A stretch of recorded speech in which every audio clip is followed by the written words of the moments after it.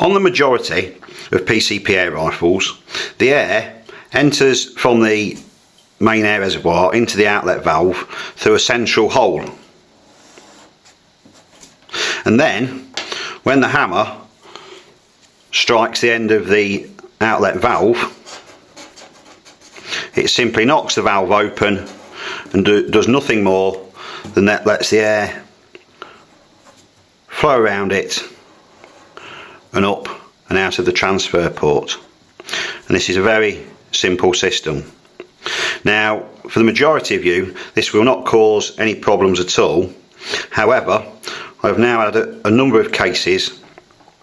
where people have tried to run the regulator at a very low pressure without making other alterations, and this has caused a serious issue. Now, this starts when someone thinks that they're going to run their gun at, say, 70 or 80 bar,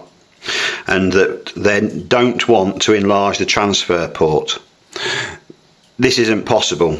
because if you've got a hole this big, you can only get so much air through it. If you've got a hole that big, you can get a hell of a lot more through. And so if you're running your regulator at only 80 bar or below, you need an enlarged transfer port. Now, these people haven't realised this and decided to stick with the original small port. So what has happened is, and here's one I made earlier, there is your outlet valve, and to try and get the power up, because they can't get anywhere near what they want, they make the hammer hit the end of the valve harder and harder and harder, and obviously it has no increase at all for two reasons. One, because the transfer port's not big enough, and secondly,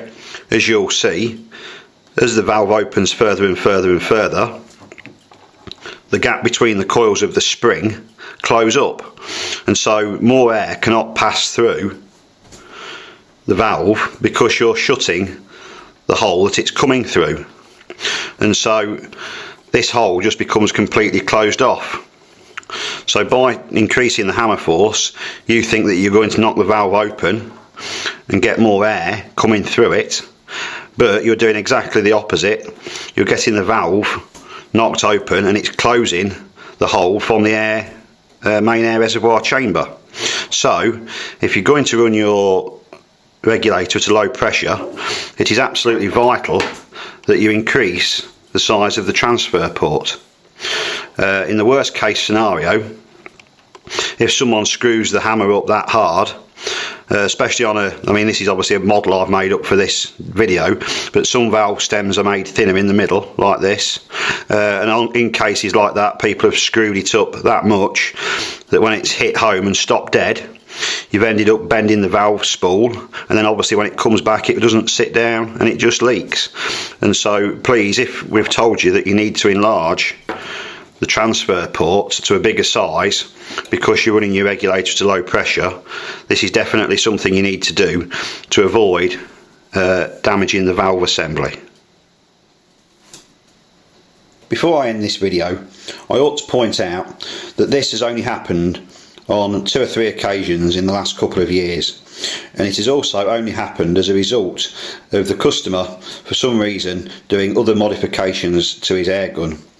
such as fitting an extra long valve stem which sticks out further than the normal stem, which would probably only say stick to just here, because on most air guns,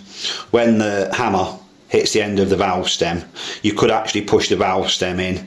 further than the hammer can possibly travel by a few millimeters, and so this is only ever liable to happen if you've fitted an extra long stem, because on most cases the metalwork of the valve housing would say come to just here, and the valve stem only sticks out a few millimeters. So unless you've decided to fit a valve stem that comes all the way out here for some reason, then there isn't much chance of this happening to you. But just let it be a warning that if you or any of your friends want to fit the regulator to low pressure to try and get as many shots as possible, then please make sure that you definitely enlarge the transfer port.